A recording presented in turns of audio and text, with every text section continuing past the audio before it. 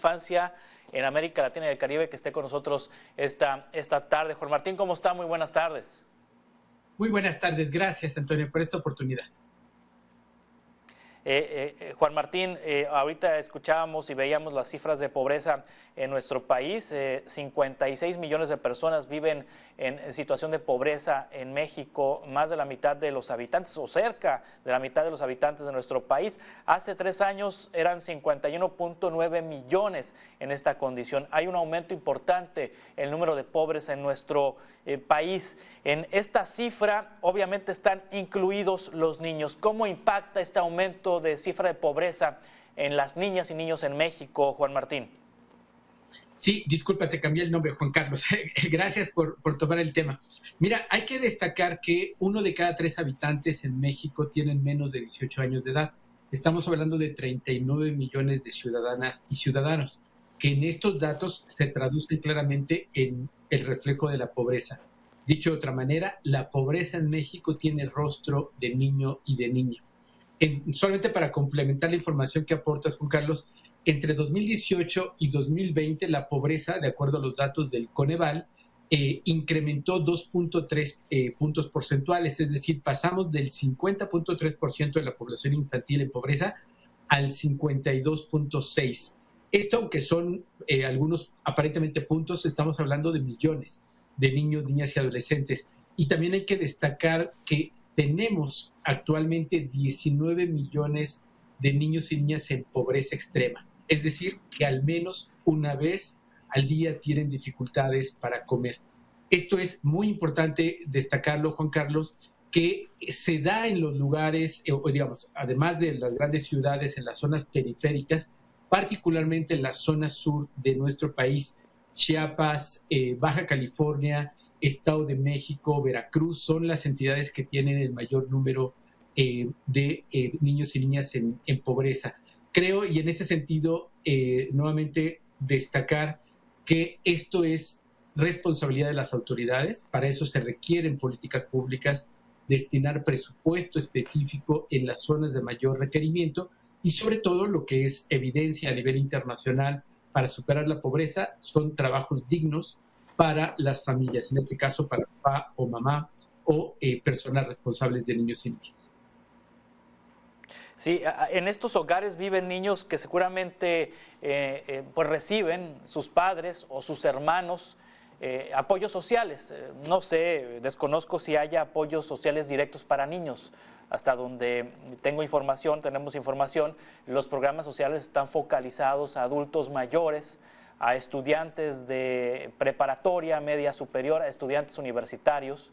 También están focalizados a jóvenes que no estudian y que no trabajan y que reciben una capacitación. Hablamos del programa de pensión de adultos mayores, hablamos del programa de jóvenes construyendo el futuro, está también el programa Sembrando Vida para sitios en donde se promueve la reforestación y con árboles frutales y maderables. En fin, a lo que voy, estos hogares donde viven estos niños están recibiendo apoyos sociales del gobierno mexicano, ya sea a los abuelos, a los padres o a los hermanos adolescentes o a los hermanos jóvenes. Pues mira, citaré 3 elementos que el Coneval ha señalado a lo largo de los últimos años de esta administración.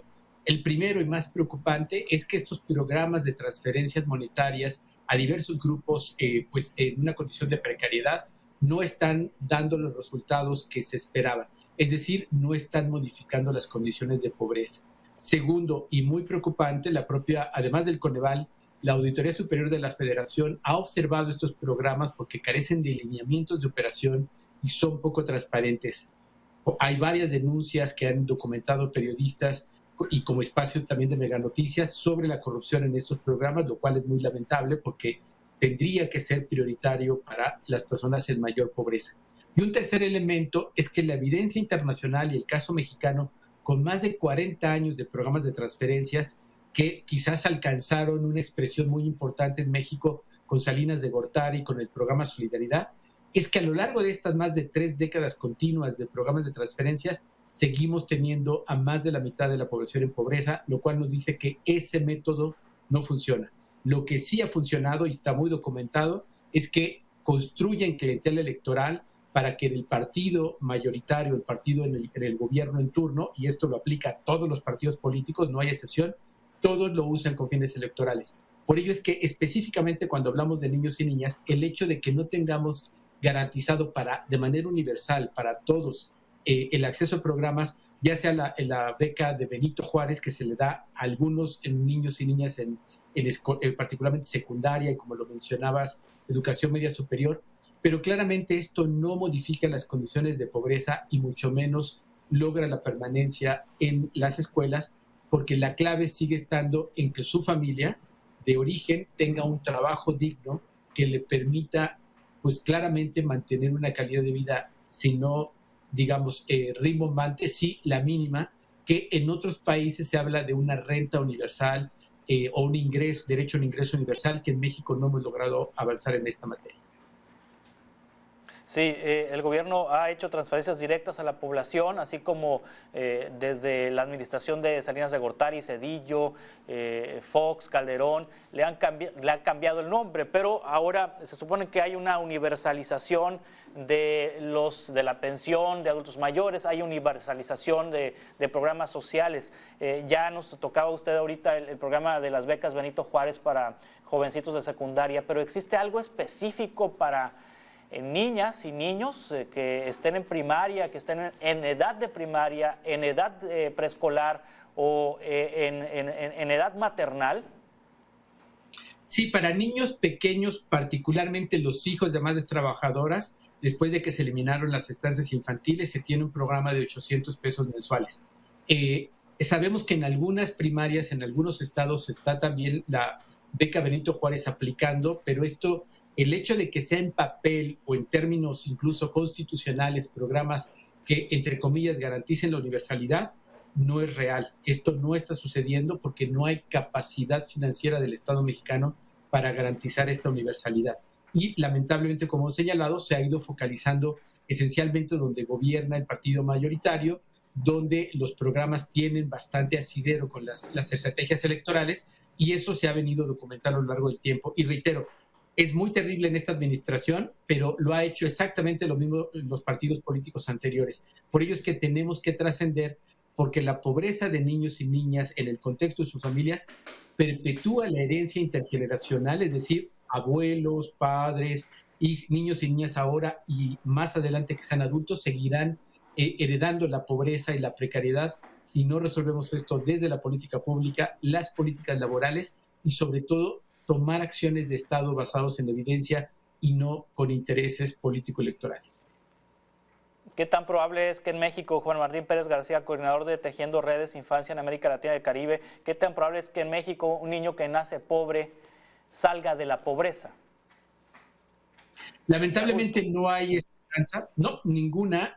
La movilidad social, que es el concepto sociológico que se usa cuando un niño o una niña va desarrollando sus capacidades, estudia y comienza a trabajar para cambiar del estrato, digamos, económico, es muy, muy pequeña, no hay mucha posibilidad.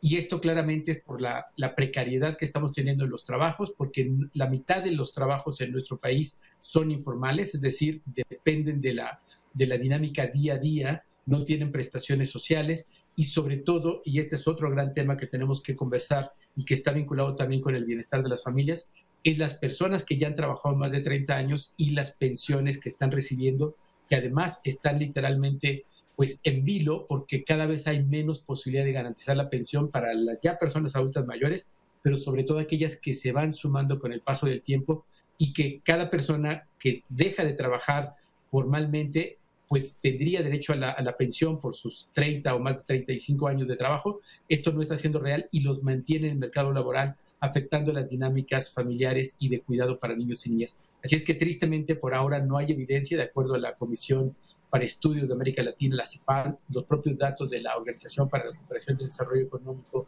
y el Banco Mundial. México sigue atrapado en una estrategia de diseño económico que no va a permitirle superar la pobreza.